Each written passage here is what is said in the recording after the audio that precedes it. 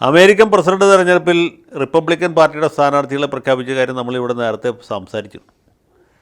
President സ്ഥാനത്തേക്ക് Donald ട്രംപും vice president സ്ഥാനത്തേക്ക് ഒഹായോയിൽ നിന്നുള്ള സെനറ്റർ ഇ.ഡി. വാൻസുമാണ് മത്സരിക്കുന്നത്. അഭിപ്രായ സർവേക്കാരൊക്കെ പറയുന്നത് ഇത്തവണ റിപ്പബ്ലിക്കൻ പാർട്ടി വലിയ ഭൂരിപക്ഷത്തോടെ തിരിച്ചു വരും എന്നാണ്. ഇതേ അഭിപ്രായ വോട്ടുകാർ പറയുന്ന വേറൊരു കാര്യമുണ്ട്. അഭിപ്രായ വോട്ടുകാർ മാത്രമല്ല, പത്രമാധ്യമങ്ങളും നിരീക്ഷകരും അമേരിക്കൻ രാഷ്ട്രീയത്തെക്കുറിച്ച് കൂലങ്കഷമായി പഠിച്ചിട്ടുള്ളവരൊക്കെ പറയുന്നത് ഇത്തവണ ഡെമോക്രാറ്റ് പാർട്ടിയുടെ കട പറയും, കട പുഴകും, അവരുടെ അണ്ടർ പൊളിയും, കച്ചവടം പൂട്ടും, ഇവരുടെ ഷട്ടർ ഇടും എന്നൊക്കെയാണ്. കാരണം എന്ന് വെച്ചാൽ റിപ്പബ്ലിക്കൻ പാർട്ടി മറുഭാഗത്ത് ശക്തമായിട്ട് നിൽക്കുന്നു എന്നുള്ളത് മാത്രമല്ല, പ്രസിഡന്റ് സ്ഥാനത്തേക്ക് മത്സരിക്കുന്നത് നമ്മുടെ നിലവിലുള്ള പ്രസിഡന്റ് ജോ ബൈഡൻ സാഹിബാണ്. കൂടെ നമുക്ക് ഏവർക്കും പ്രിയങ്കരിയായ കമലയിടത്തിയുണ്ട്, കമല ഹാരിസ്. അപ്പോൾ ഇവർ രണ്ടുപേരും കഴിഞ്ഞ 4 കൊല്ലമായിട്ട് അമേരിക്ക ഇങ്ങനെ ഭരിച്ചുകൊണ്ടിരിക്കുകയാണ്. ഭരിച്ച് രാജ്യം ഒരു പരുവത്തിലായി, വല്ലാത്ത പരുവത്തിലായി. അപ്പോൾ ഇവർക്ക് നാട്ടിൽ യാതൊരു ജനസമ്മതിയുമില്ല. ആളുകൾ മുഴുവനും ഈ സർക്കാരിനെതിരാണ്. വിദേശ നയവും പരാജയപ്പെട്ടു, സ്വദേശ നയവും പരാജയപ്പെട്ടു, ആഭ്യന്തര വകുപ്പും പരാജയപ്പെട്ടു, രാജ്യരക്ഷാ വകുപ്പും പരാജയപ്പെട്ടു, ആകെ മൊത്തം പരാജയം. അങ്ങനെ ഈ പരാജയത്തിൽ നിന്ന് പരാജയത്തിൻ്റെ പടുകുഴിയിലേക്ക് നീങ്ങിക്കൊണ്ടിരിക്കുന്ന അമേരിക്കയെ സംബന്ധിച്ചിടത്തോളം ഇത്തവണ ട്രംപിനെ തിരിച്ചു കൊണ്ടുവരേണ്ട ഒരു ആവശ്യമാണ്. ജോ ബൈഡനെ വീട്ടിൽ പറഞ്ഞു കൊണ്ടത് രാജ്യത്തിൻ്റെ ആവശ്യമാണ്. ഈ കാര്യം അമേരിക്കയിൽ സകല ആളുകൾക്കും അറിയാം. അരിയാഹാരം കഴിക്കുന്നവർക്കല്ല, ഗോതമ്പ് കഴിക്കുന്നവർക്കും അറിയാം. മൂക്ക് കീഴ്പോട്ടുള്ള എല്ലാ ആളുകൾക്കും അറിയാം ഇത്തവണ റിപ്പബ്ലിക്കൻ പാർട്ടിയെ ജയിക്കുള്ളൂ, ട്രംപായിരിക്കും അടുത്ത അമേരിക്കൻ പ്രസിഡന്റ് എന്ന കാര്യം. പക്ഷേ എന്ത് ചെയ്യാൻ പറ്റും? ഈ ഒറ്റ കാര്യം നമ്മുടെ പ്രിയപ്പെട്ട ബൈഡന് മനസ്സിലായിട്ടില്ല. ബൈഡൻ ഇപ്പോഴും വിചാരിക്കുന്നത് പുള്ളിക്ക് നല്ല നവയൗവനമാണ്, പുള്ളിക്ക് നല്ല നവോന്മേഷമാണ്, ആൾ പ്രേമനസീറിനെ പോലെ സുന്ദരനാണ്. അതേപോലെ ഇലക്ഷനിൽ നിന്ന് ആളുകൾ മുഴുവനും പുള്ളിക്ക് വോട്ട് ചെയ്യുള്ളൂ, പുള്ളി വലിയ ഭൂരിപക്ഷത്തോട് ജയിക്കും. അങ്ങനെ 4 കൊല്ലം കൂടി അമേരിക്കയുടെ ഭരണസാരഥ്യം കൈയാളാനുള്ള അവസരം ബൈഡൻ സാഹിബിന് കിട്ടും. 4 കൊല്ലം കൂടി വൈസ് പ്രസിഡൻ്റായിട്ടിരിക്കാനുള്ള ഭാഗ്യം കമല ഹാരിസിന് കിട്ടും എന്നാണ്. പക്ഷേ അവർക്ക് മാത്രം അത് അങ്ങനെ ഒരു ധാരണകൾ, ബാക്കി എല്ലാ ആളുകൾക്കും അറിയാം പരാജയം സുനിശ്ചിതമാണ്.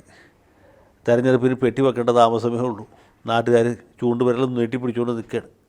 അമേരിക്കയിൽ തെരഞ്ഞെടുപ്പ് നടത്തുന്നത് ബാലറ്റ് പെട്ടിയിലല്ല, ബാലറ്റ് പേപ്പറിലാണ്. ബാലറ്റ് പേപ്പറിൽ വോട്ട് ചെയ്യുകയും അത് യന്ത്രത്തിൽ എണ്ണുകയും ചെയ്യുന്നു എന്നുള്ളതാണ് പ്രത്യേകത.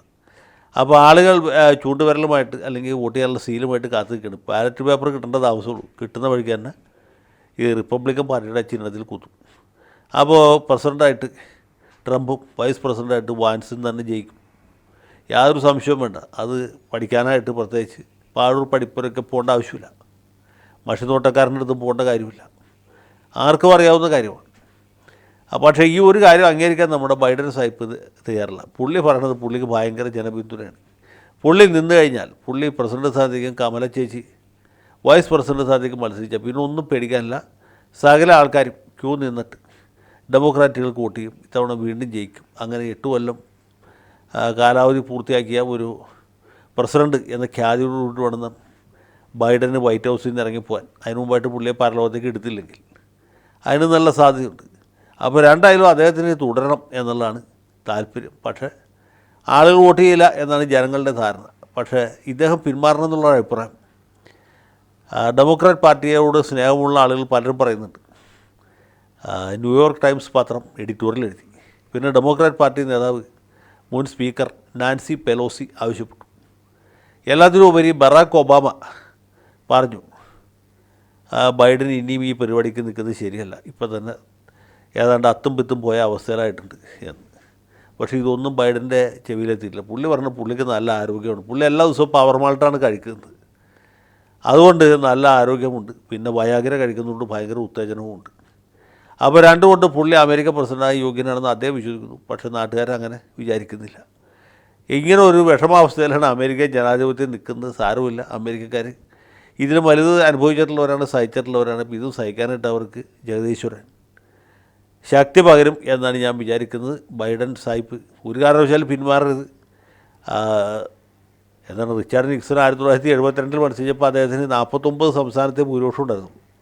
ഇത്തവണ അത് 50 സംസ്ഥാനമാക്കി ഉയർത്തണമെങ്കിൽ ഇതേ സ്ഥാനാർത്ഥികൾ തന്നെ നിൽക്കണം എന്നാണ് എൻ്റെ ഒരു എളിയ അഭിപ്രായം.